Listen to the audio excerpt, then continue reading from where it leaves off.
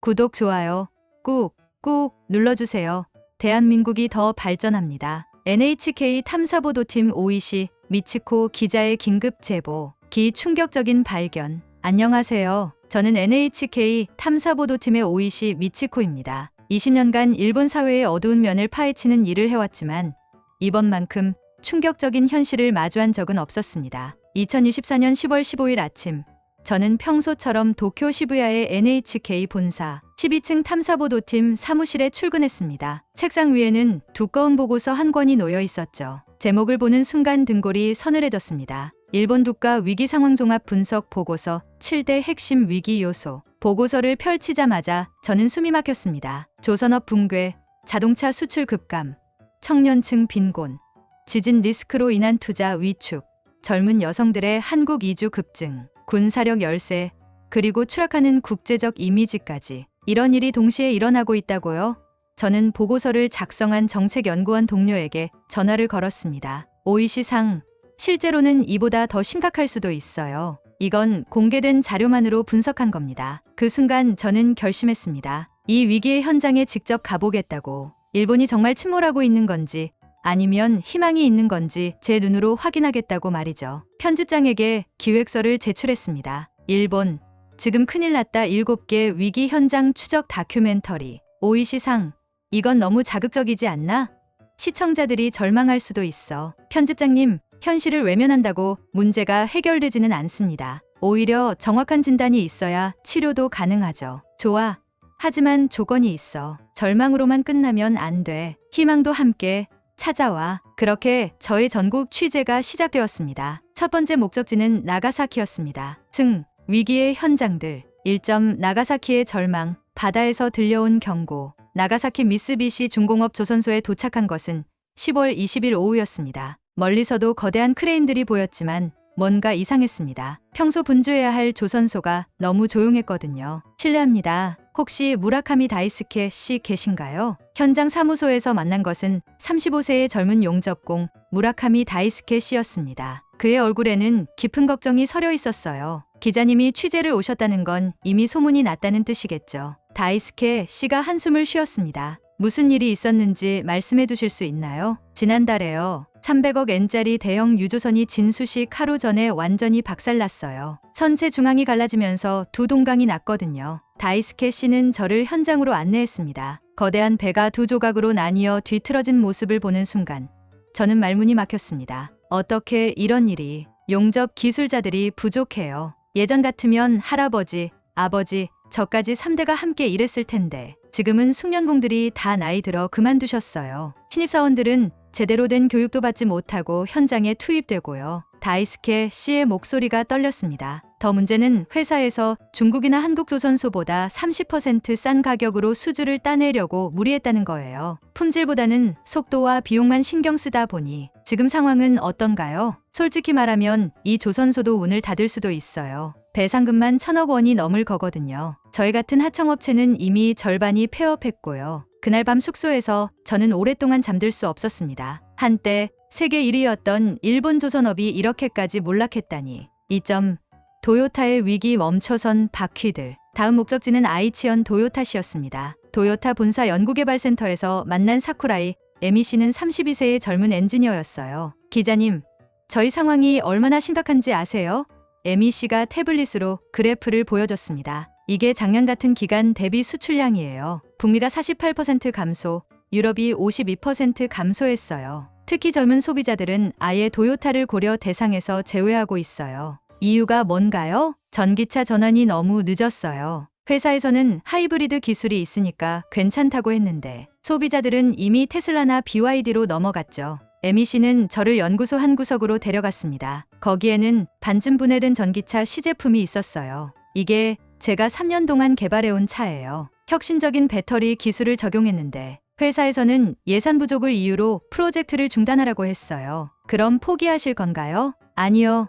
에미 씨의 눈이 반짝였습니다. 절대 포기 못해요. 이 기술만 있으면 도요타가 다시 세계 1위가 될 수 있거든요. 3점. 청년의 절망, 꿈을 잃은 세대. 도쿄로 돌아와 저는 신주쿠의 한 작은 원룸을 방문했습니다. 28세 프리랜서 디자이너 야마구치 료 씨의 집이었어요. 기자님, 부끄럽지만 이게 제 현실이에요. 료 씨가 육형남짓한 원룸을 보여줬습니다. 책상 위에는 라면과 빵만 가득했어요. 대학 졸업하고 5년이 지났는데 월급이 28만 엔에서 30만 엔으로 2만 엔밖에 안 올랐어요. 그런데 물가는 계속 오르죠. 힘드시겠어요. 친구들은 하나둘씩 한국이나 동남아로 떠나고 있어요. 거기서는 일본보다 월급을 더 많이 받을 수 있거든요. 저도 솔직히 고민하고 있어요. 료 씨는 노트북을 켜서 온라인 포트폴리오를 보여줬습니다. 요즘에는 한국 클라이언트들과 일을 많이 해요. 일본 기업들은 단가를 너무 깎으려고 하는데 한국 쪽은 실력을 인정해 주거든요. 그때 료 씨의 핸드폰이 울렸습니다. 네, 안녕하세요. 네, 정말요? 감사합니다. 료 씨가 전화를 끊더니 환한 미소를 지었어요. 방금 싱가포르 회사에서 연락이 왔어요. 제 디자인을 보고 정직원으로 오라고 하네요. 연봉이 지금의 3배예요. 차점, 흔들리는 대지 멈춘 투자. 이시카와현 노토반도에 있는 반도체 공장을 운영하는 키무라 신지 사장을 만난 것은 11월 초였습니다. 그는 3대째 이곳에서 사업을 이어오고 있었어요. 기자님, 보세요. 신지 사장이 공장 건물의 금이 간 벽면을 가리켰습니다. 오래만 지진이 몇 번이었는지 몰라요. 신설 단비는 설치하자마자 고장 나고 투자 계획에 차질이 있으신가요? 차질이 아니라 아예 중단했어요. 100억 엔짜리 증설 계획이 있었는데 투자자들이 모두 발을 뺐어요. 지진 리스크 때문이라고요. 신지 사장은 한숨을 쉬며 말했습니다. 직원들은 100명인데 이대로 가면 절반은 내보내야 할 것 같아요. 할아버지 때부터 이 마을에서 함께해온 분들인데 5점 떠나는 마음들, 국경을 넘는 젊은 여성들 도쿄 하네다 공항국제선 터미널. 김포공항행 탑승구 앞에서 저는 24세 타카하시 유리 씨를 만났습니다. 큰 캐리어 2개를 끌고 있는 그녀의 표정은 설렘과 불안이 교차하고 있었어요. 한국으로 떠나는 이유가 뭔가요? 일본에서는 제가 원하는 일을 할 수 없어요. K-팝 스타일리스트가 되고 싶은데 일본 연예계는 너무 보수적이거든요. 유리 씨는 핸드폰으로 인스타그램을 보여줬습니다. 제 친구들도 벌써 10명 넘게 한국에 가서 살고 있어요. 한국어 공부하고 한국 문화에 푹 빠져서요. 일본에서는 꿈을 이룰 수 없다는 생각이 들어요. 6점, 약해진 방패, 잊혀진 무사도. 이치가야의 방위성에서 만난 자위대 간부 사토 히로유키 씨는 41세였습니다. 그의 얼굴에는 깊은 고민이 서려 있었어요. 기자님, 솔직히 말씀드리면 현재 우리 자위대의 전력으로는 주변국과의 격차가 너무 커요. 구체적으로 어떤 부분이 문제인가요? 최신 무기 체계 도입이 너무 늦어요. 예산 문제도 있지만 국민 여론도 복잡하고 평화법과 현실적 안보 위협 사이에서 계속 갈등하고 있어요. 히로유키 씨는 자료를 보여주며 말했습니다. 한국과 비교해도 미사일 기술, 레이더 시스템, 심지어 드론 기술까지 뒤처져 있어요. 이 상태로는 7점, 사라진 신뢰 추락하는 이미지. 마지막으로 저는 외무성의 와타나베 아야 과장을 만났습니다. 그녀는 한국 주재 일본 영사관에서 근무한 경험이 있었어요. 아야 과장님, 일본에 대한 국제적 인식이 어떤가요? 솔직히 말씀드리면 매우 심각해요. 후쿠시마 오염수 방류 문제로 동남아시아에서는 일본 제품 불매운동이 일어나고 있고 한국과 중국에서는 역사 문제로 젊은 세대들이 일본을 부정적으로 보고 있어요. 아야 과장은 태블릿으로 여론조사 결과를 보여줬습니다. 특히 2030대에서 일본에 대한 호감도가 급격히 떨어지고 있어요. K컬처의 영향도 있지만 근본적으로는 일본이 변화에 뒤처져 있다는 인식이 강해요. 전 절망의 끝에서 찾은 희망. 모든 취재를 마치고 도쿄로 돌아온 저는 깊은 절망에 빠졌습니다. 7개의 위기가 모두 실제였고 생각보다 훨씬 심각했거든요. 정말 일본은 끝난 건가? 저는 혼잣말을 중얼거렸습니다. 그때 편집장이 저를 불렀습니다. 오이시상, 취재는 어땠나? 편집장님, 상황이 정말 심각해요. 이걸 방송해도 될까요? 시청자들이 너무 절망할 것 같은데. 그래서 희망을 찾으라고 했잖아. 다시 가봐. 이번에는 해결책을 찾는 사람들을 만나보라고. 편집장의 말에 저는 다시 현장으로 향했습니다. 하지만 이번에는 다른 관점으로 접근했어요. 희망의 첫 번째 발견, 나가사키의 혁신. 나가사키에 다시 도착했을 때 놀라운 광경을 목격했습니다. 무라카미 다이스케 씨가 20대 젊은 엔지니어들과 함께 뭔가를 제작하고 있었거든요. 다이스케 씨, 무엇을 하고 계신 거예요? 아, 기자님, 잘 오셨어요. 저희가 새로운 용접 기술을 개발했어요. 다이스케 씨는 신나게 설명했습니다. AI와 전통 기술을 결합한 거예요. 숙련공의 용접 노하우를 데이터화해서 초보자도 완벽한 용접을 할 수 있게 했거든요. 젊은 엔지니어 하나가 시연을 보여줬습니다. 놀랍게도 갓 입사한 신입사원이 베테랑 수준의 용접을 해내고 있었어요. 이 기술로 독일 회사에서 새로운 주문을 받았어요. 그것도 기존보다 20% 비싼 가격으로요. 희망의 두 번째 발견, 도요타의 역전. 도요타에서도 놀라운 변화가 일어나고 있었습니다. 사쿠라이 MEC가 개발한 배터리 기술이 마침내 승인을 받은 것입니다. 기자님,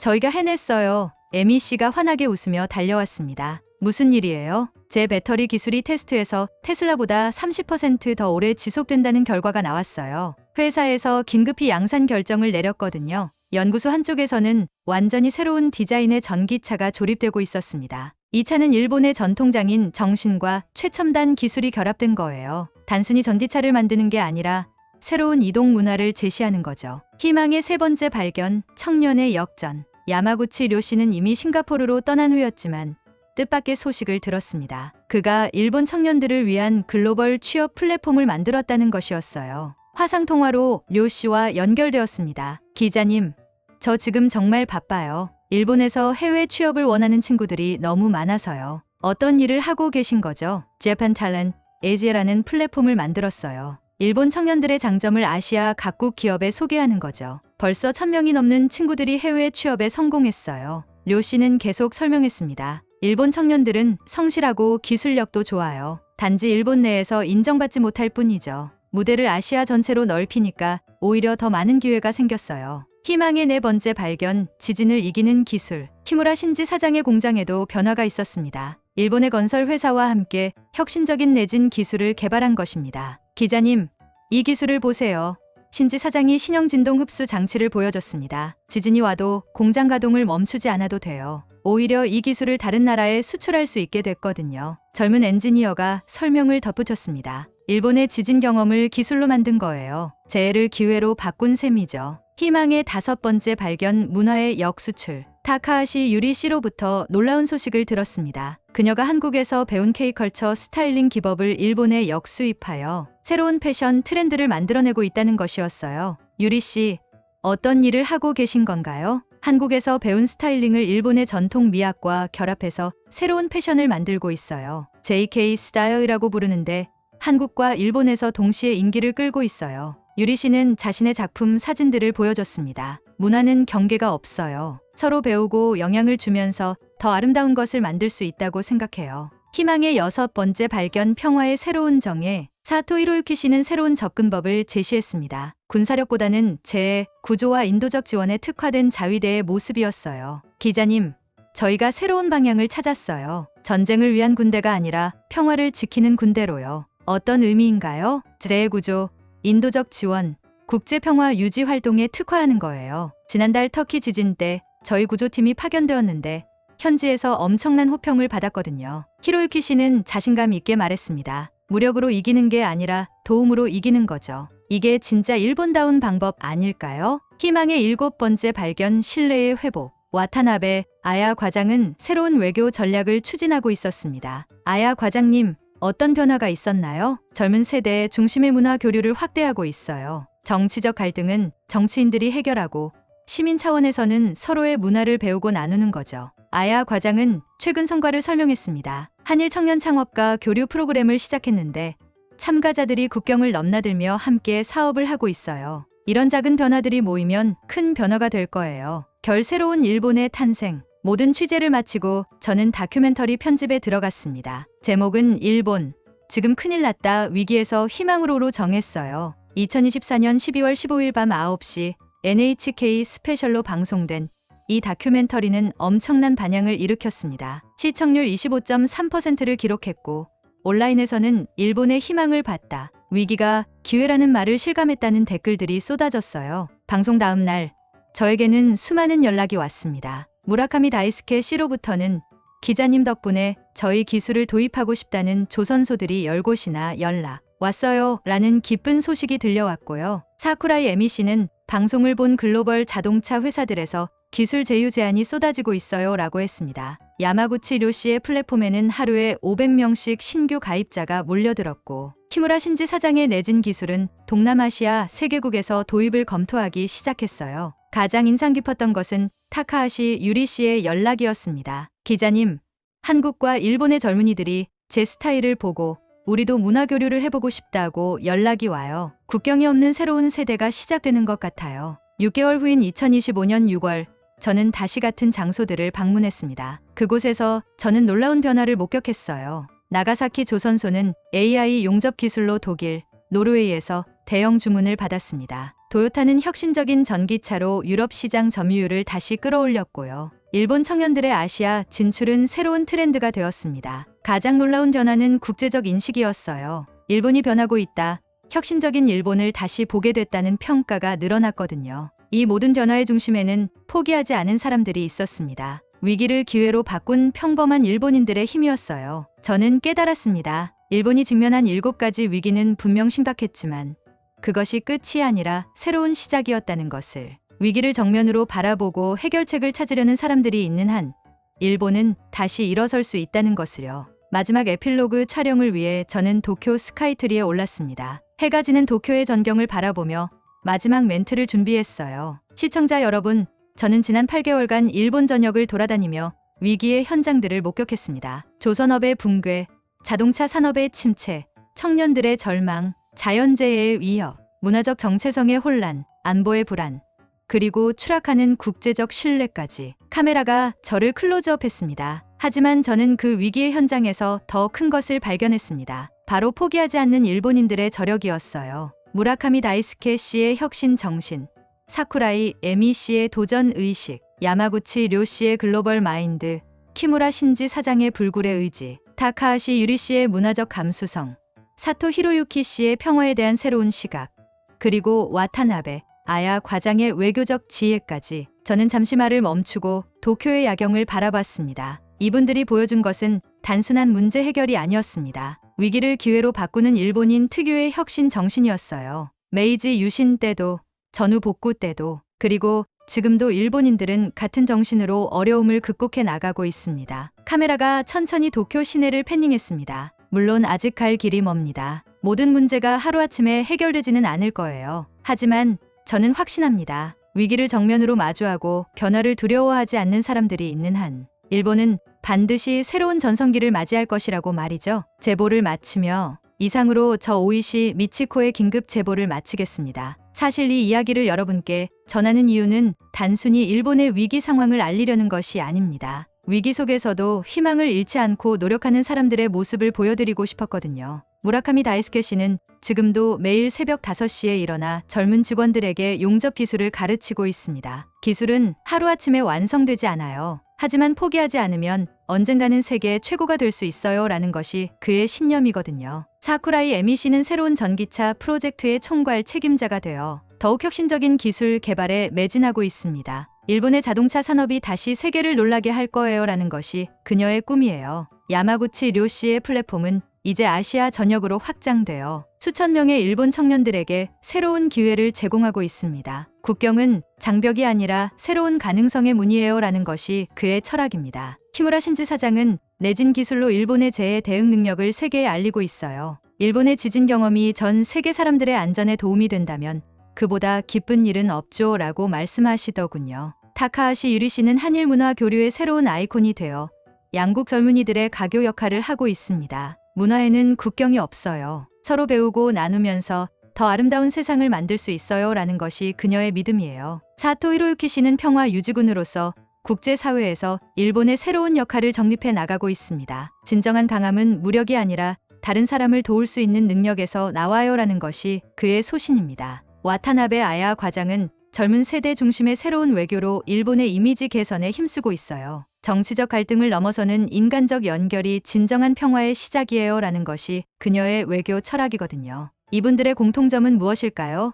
바로 위기를 핑계로 포기하지 않았다는 것입니다. 오히려 위기를 새로운 도전의 기회로 받아들였죠. 그리고 혼자만의 성공이 아니라 함께 나아가는 길을 선택했어요. 저는 이번 취재를 통해 깨달았습니다. 일본이 직면한 위기들은 분명 심각하지만 그것이 절망의 이유가 되어서는 안 된다는 것을요. 오히려 변화와 혁신의 동력으로 삼아야 한다는 것을요. 지금도 일본 전역에서는 수많은 사람들이 각자의 자리에서 묵묵히 노력하고 있습니다. 조선소에서, 자동차 공장에서, 작은 원룸에서, 연구실에서, 비행기 안에서, 군부대에서, 그리고 외교 현장에서 말이죠. 그분들이 만들어가는 작은 변화들이 모여 큰 물결이 될 것입니다. 그리고 그 물결이 일본을 새로운 미래로 이끌어갈 것이라고 저는 믿습니다. 마지막으로 이 제보를 보시는 모든 분들께 말씀드리고 싶습니다. 어떤 위기가 닥쳐도 포기하지 마세요. 위기는 끝이 아니라 새로운 시작의 신호일 수 있거든요. 그리고 혼자서는 해결할 수 없는 문제도 함께하면 반드시 길이 보일 것입니다.